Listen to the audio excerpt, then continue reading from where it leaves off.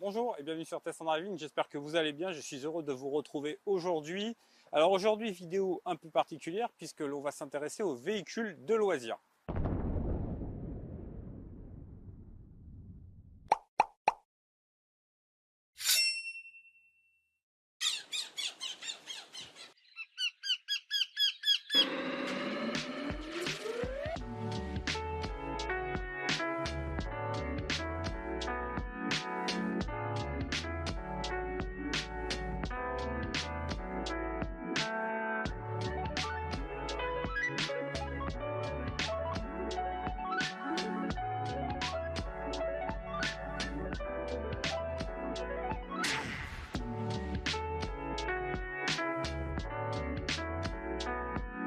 En effet, depuis plusieurs années, les véhicules de loisirs ont su trouver une place au sein des foyers français. Et si en 2023, les ventes de camping-cars ont régressé, celui du van, comme celui qui est à côté de moi, se porte plutôt bien. Il faut dire que le van a beaucoup d'arguments par rapport au camping-car. Tout d'abord, il y a le gabarit. Il est beaucoup plus contenu et surtout, ça permet d'accéder dans des zones que les camping-cars ne peuvent pas atteindre. Là, on a une hauteur de toit qui est limitée à 2 mètres. Donc, dans certains endroits, on peut passer, même si les communes de plus en plus réduisent les hauteurs d'accès pour les véhicules de loisirs. Et aussi, dans ce volume réduit, on peut voyager à 4 en toute autonomie pendant plusieurs jours, voire plusieurs semaines. Donc le van, ça plaît beaucoup aux Français. Alors aujourd'hui, dans cette vidéo, on va s'intéresser à ce van En-Road Trek 5. Alors En-Road est une filiale du groupe Pilote qui fabrique des camping-cars et En-Road s'est spécialisé dans la configuration de vannes sur base de Renault Trafic. Alors vous l'aurez reconnu, notre modèle est un Trafic de dernière génération. Sous le capot, on a un moteur de 150 chevaux en diesel, on a une boîte automatique dessus et surtout, on a un empattement court. Il existe également des versions longues. Alors aujourd'hui, dans cette vidéo, on va essayer ce En-Road Trek 5 tout simplement parce que Olivier, son propriétaire qui n'a pas souhaité être présent devant la caméra, qui est un abonné de Test and Driving et un fidèle lecteur de mes réseaux sociaux, m'a contacté et m'a demandé, suite à mes essais avec Connie, s'il était possible d'équiper son véhicule. Alors bien évidemment, j'ai répondu présent. J'ai contacté Connie France qui m'a confirmé que Connie vient de commercialiser tout récemment un kit pour le Renault Trafic 3. Et évidemment, ce qu'on va faire aujourd'hui, c'est qu'on va les monter sur ce véhicule pour voir la différence. Alors après plusieurs échanges avec Olivier, on a beaucoup discuté et Olivier m'a confirmé qu'il était très satisfait de son van En-Road Trek 5. En revanche, il a une grosse déception au niveau de la tenue de route, il a un mauvais ressenti. Il a l'impression en fait que le train arrière s'échappe en permanence dans les virages ou dans les ronds-points. Donc ce qu'on va faire dans cette vidéo, c'est qu'on va aller essayer ce véhicule, on ne va pas faire un essai complet, on va vraiment se concentrer sur la partie châssis. On va procéder au remplacement des amortisseurs avec des amortisseurs issus de la gamme active de chez Connie. Et ensuite, ce qu'on fera, c'est qu'on fera un nouvel essai pour voir la différence. Allez, c'est parti, on y va. Donc nous voilà partis au volant de ce En-Road Trek 5. Alors que dire dans un premier temps? Écoutez qu'on a une position de conduite qui est très sympa. On a des sièges confortables, on a un accoudoir ici pour conduire et rouler longtemps, c'est franchement agréable. Et puis après pour le reste sur le plan mécanique, le 2 litres Blue DCI de chez Renault de 150 chevaux, il fait le job. Franchement, on suit largement le flot de la circulation. Pourtant ce véhicule il est assez lourd, il fait 2 tonnes 340 à vide. Donc évidemment c'est assez lourd mais ça va, franchement on a des performances qui sont assez intéressantes. C'est pas lent, on a du couple, on a tout ce qu'il faut. Donc non très bien, et puis surtout on a cette boîte EDC là qui fonctionne parfaitement bien. Donc non aucun souci au niveau de l'usage sur route, en ville, partout. Et surtout j'ai pu noter qu'à l'ordinateur de bord on a une consommation moyenne de 8,6 litres avec ce véhicule qui est lourdement chargé puisqu'il y a toutes les affaires d'Olivier dedans. Donc quand on voit tout ce qu'il y a, on se dit quand même que le véhicule doit largement dépasser les 2,5 tonnes. Donc franchement, pas de souci sur le plan mécanique.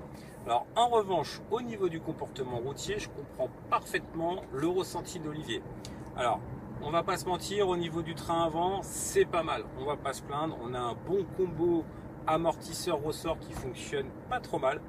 On sent quand même qu'on a des mouvements de caisse, on a une prise de roulis dans les appuis, le véhicule a tendance à se pencher, mais bon voilà, on a une direction qui est plutôt précise, ça réagit bien quand on lui demande de tourner, donc à ce niveau là pas trop de soucis. Mais alors en revanche, la vraie problématique elle vient de l'arrière, et là je ressens vraiment tout ce que m'a dit Olivier. Alors en clair, pour faire simple, imaginez que vous roulez dans un véhicule qui n'a pas d'amortisseur à l'arrière, tout simplement. Avec le poids, on a l'impression que le véhicule travaille sur ses ressorts. Pour vous donner un exemple, quand vous allez au parc avec vos enfants, vous savez ces petites activités de jeu là où vous avez un ressort au sol. Quand vous donnez de l'inertie, ben, le ressort vous le comprimez, il se détend et puis vous avez un mouvement de va-et-vient qui s'arrête au bout d'un moment parce qu'il y a toujours un effet d'élan. Et ben là c'est pareil. En fait, dès qu'on prend une bosse avec le véhicule à l'arrière, les amortisseurs se compriment, les ressorts se compriment, mais comme les amortisseurs ne doivent pas jouer assez bien leur rôle, pourtant le véhicule il n'est pas vieux, hein, il a 34 000 km, et ben on a un espèce d'effet de rebond, on a un pompage permanent et franchement ça c'est assez désagréable. Et surtout on voit bien que par exemple dans des virages ou dans des appuis, dès qu'il y a une petite bosse qui vient toucher la roue arrière, ben, le véhicule est déséquilibré et on a tendance à faire ça, à bouger de gauche à droite, enfin c'est vraiment pas génial. Et en clair, ce type d'amortissement à l'arrière, eh ben, c'est pas idéal parce que imaginez sur une route mouillée, avec un peu de vitesse, vous arrivez, vous prenez les freins, bah, l'arrière est complètement délesté et là vous pouvez partir sur un tête à queue vraiment en cas de danger. Vous voyez un danger arriver, vous freinez, bah, voilà, votre véhicule, paf, il part en tête à queue. C'est la loi de la physique, c'est comme ça et ça, c'est pas génial. Alors inutile de vous dire par avance que je pense que le montage des conis vont grandement changer le comportement de ce véhicule et particulièrement à l'arrière. Et là vous voyez on a une route qui est assez dégradée. Alors je sens des petites vibrations à l'avant mais à l'arrière, regardez ça pompe en permanence. Dès que vous tapez un peu, ça bouge. Puis alors là je vous dis pas, je suis à 70 km/h et si je commence à mettre des coups de volant, regardez, là la caméra centrale va donner une idée du tangage du véhicule. Le roulis, mais il est énorme, c'est assez incroyable.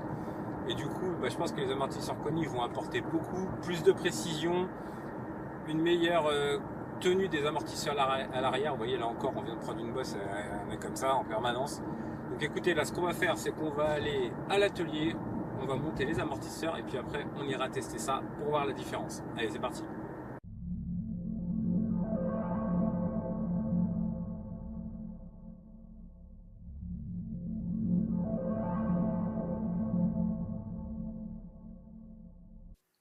Après avoir bien calé votre véhicule, procédez au démontage de la roue. Ensuite, avec une clé appropriée et un cliquet avec un embout à laine, procédez au démontage de l'écrou de la biellette de barre stabilisatrice. Ôtez l'écrou et dissociez la biellette de barre stabilisatrice de la jambe de force. Ensuite, pensez à enlever le tuyau de frein qui est attaché à la jambe de force. Ensuite, on va procéder au desserrage des deux écrous. Inutile d'avoir deux clés pour cette opération puisque la vis est striée et elle ne peut pas tourner. Enlevez complètement les écrous. Vous pouvez les desserrer jusqu'à leur maximum et ensuite, avec un marteau, vous pouvez taper sur les écrous afin de chasser les vis. Attention de ne pas abîmer le bout du filetage de la vis. L'idéal étant d'avoir un chasse-boupie. Si vous n'en avez pas, vous pouvez prendre une rallonge de cliquet et taper tout doucement pour ne pas abîmer la vis. Une fois les vis chassées, enlevez le porte-moyeu de la jambe de force. Ensuite, procédez au démontage de l'écrou situé sur le haut de la jambe de force dans le capot moteur. Une fois à l'établi, bloquez bien votre comprime-ressort dans un étau, sur lequel vous avez positionné votre jambe de force avec le ressort. Veillez à ce que le ressort soit bien pris dans les encoches du comprime-ressort, c'est une opération dangereuse qu'il ne faut pas sous-estimer. A l'aide du cliquet, comprimez le ressort jusqu'à ce que la jambe de force soit libérée du ressort. Lorsque la jambe est libérée, procédez au démontage de l'écrou situé sur la tête de l'amortisseur. Pour cela, prenez une clé adaptée ainsi qu'un cliquet avec un embout à laine et desserrez. Enlevez l'écrou, ôtez l'entretoise avec la coupelle d'amortisseur et enfin libérez la coupelle qui maintient le ressort dans son logement. Sortez délicatement l'amortisseur avec son cache-poussière. Ensuite, vérifiez bien que les amortisseurs correspondent bien au type de montage de votre véhicule. Ne vous inquiétez pas pour la longueur de la tige, il suffit de tirer sur le nouvel amortisseur pour qu'il vienne à la même hauteur. Avant de remonter l'amortisseur, vérifiez bien l'endroit où doit se loger le ressort. Il est primordial de bien faire coïncider ces deux pièces. Replacez votre amortisseur sur le ressort et encore une fois, veillez bien à faire coïncider l'encoche et le ressort. Placez à nouveau votre coupelle de ressort et encore une fois, veillez à ce que l'encoche soit bien positionnée par rapport au ressort. Montez une coupelle d'amortisseur neuve, placez votre entretoise et votre écrou. À l'aide de vos outils, procédez à un premier serrage et ensuite prenez une clé dynamométrique pour serrer au couple préconisé par le constructeur. Desserrez le comprime-ressort afin de mettre le ressort sous pression. Pour le remontage sur le véhicule, procédez en l'ordre inverse du tutoriel et ensuite procédez à un serrage complet de tous les écrous avec une clé dynamométrique au couple préconisé par le constructeur. Alors à l'arrière, l'opération est moins compliquée, mais en revanche, on veillera à mettre la roue au sol pour le démontage des amortisseurs. Pour le démontage, desserrez les deux écrous situés derrière la coupelle qui se trouve près de la roue. Ensuite, procédez au démontage de la vis qui est située sur le haut de l'amortisseur près de la caisse. Après avoir enlevé les vis, ôtez l'ancien amortisseur, placez le nouvel amortisseur et procédez au serrage. Bien évidemment, on finira par un serrage au couple préconisé par le constructeur avec une clé dynamométrique. Voilà, le remplacement des amortisseurs est maintenant terminé. Positionnez votre véhicule complètement au sol et procédez à un essai. Donc nous voilà partis à nouveau au volant de ce N-Road Trek 5. Alors vous avez vu, hein, les poses des amortisseurs, ce n'est pas très compliqué, ça demande un minimum de connaissances, mais avec un outillage approprié, on peut travailler en toute sécurité et réaliser cette opération sans souci.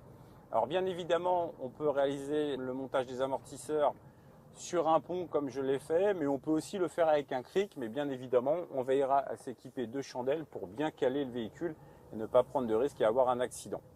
Alors, avant de vous donner mon ressenti avec les amortisseurs de chez Koni issus de la gamme Special Active, je voulais vous dire que cette vidéo n'est pas sponsorisée par Koni. Koni ne me paye pas pour faire cette vidéo et je suis libre de dire ce que je veux. Je préfère le préciser parce que je vais encore avoir des commentaires comme la plupart des influenceurs, on va dire oui, vous êtes acheté par la marque. Et bien là, pas du tout, je suis vraiment libre de dire ce que je pense. Mais par expérience, pour avoir utilisé souvent ces amortisseurs, je peux vous dire que ça fonctionne vraiment très bien. Donc là, sur ce véhicule, c'est le cas. On a clairement un véhicule qui est transfiguré avec ses amortisseurs. On va travailler en deux temps comme on l'a fait précédemment. On va parler du train avant d'abord. Bah là, écoutez, c'est un monde à part, hein. Franchement, au niveau de la direction, déjà, c'est plus précis. On a moins de mouvement au volant. Quand on donne une indication au volant pour faire tourner le véhicule, eh ben, on va directement là où on veut aller. On a un roulis qui est plus maîtrisé. Le véhicule, il enroule, c'est top. Au niveau des inégalités de la route, eh ben, c'est très bien filtré. On n'a plus d'ondes négatives qui remontent. Alors, c'était bien avant déjà, hein. Franchement, d'origine, le combo amortisseur-ressort était pas mal, hein, comme je vous le disais. Mais là, on est à un niveau au-dessus. Franchement, c'est génial. Et on n'a pas perdu en confort, clairement. Alors, au niveau du train arrière, hein, on est dans un monde à part. Là, on était là, on est là. Maintenant, c'est terminé, hein, cet effet de pompage qu'on avait en permanence. Maintenant, on a vraiment un amortisseur qui travaille, que ce soit en compression ou en détente. Avant, comme je vous le disais, quand on prenait une bosse, on avait tendance à avoir la caisse qui remonte et qui se désolidarise du sol. Et bien là, c'est terminé. Dès qu'on prend une compression, le ressort se comprime. L'amortisseur fait son boulot, il freine ce mouvement. Et franchement, c'est beaucoup plus stable, c'est beaucoup mieux. Au niveau du comportement, bah, c'est un autre monde, hein. Quand vous arrivez dans des virages, et bah là vous mettez du volant, hein. Le véhicule se pose, se cale et là vous enroulez les virages parce que l'amortisseur il travaille, ça travaille bien des deux côtés. Donc c'est franchement, on atteint la perfection là sur ce véhicule, c'est génial. Et puis là tout à l'heure, avant de faire cette vidéo, je suis venu sous la pluie. Bah, même au niveau du freinage, hein, avant on avait un véhicule, quand on freinait, bah, il se levait de l'arrière, on sentait que c'était un peu flou au freinage. Bah, là c'est terminé. Le véhicule, il freine en ligne, on sent ça s'écrase, ça travaille bien. Donc vraiment, c'est que du positif avec ces nouveaux amortisseurs. Et franchement, le comportement est transfiguré. Et encore une fois, on n'a pas perdu en confort. Et là, vous voyez, je viens de prendre un dos d'âne. Bah, le véhicule, il est monté, paf, il s'est stabilisé tout de suite. Vous allez voir, je vais vous montrer des images où j'ai fait le même chemin avec les anciens amortisseurs et les nouveaux. Et vous allez voir, la manière dont travaillent les amortisseurs, c'est vachement sympa. On a un plan qui est plutôt cool et on voit les amortisseurs sur les mêmes bosses. Bah, il y a une grosse différence, c'est clair, net et précis, donc pas de discussion possible. Alors les amortisseurs Special Active de chez Koni, ce sont des amortisseurs qui ont été conçus pour pallier au système très onéreux de suspension pilotée mis en place sur les véhicules par les constructeurs.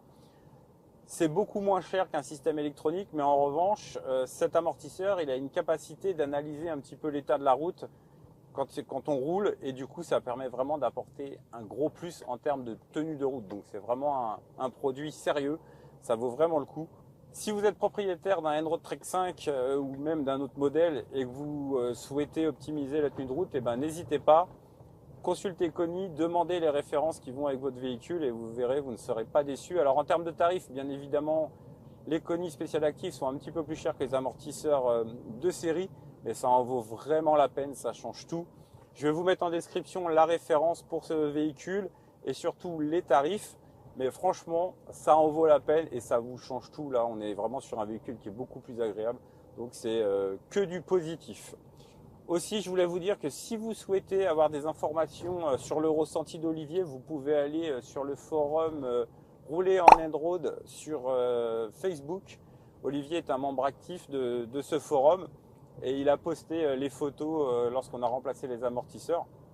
Vous verrez son ressenti et vous verrez, ça rejoint vraiment ce que je pense et ce que je dis. Donc vraiment, on est très satisfait du travail effectué sur ce N-Road Trek 5 avec ces amortisseurs Koni issus de la gamme spéciale active.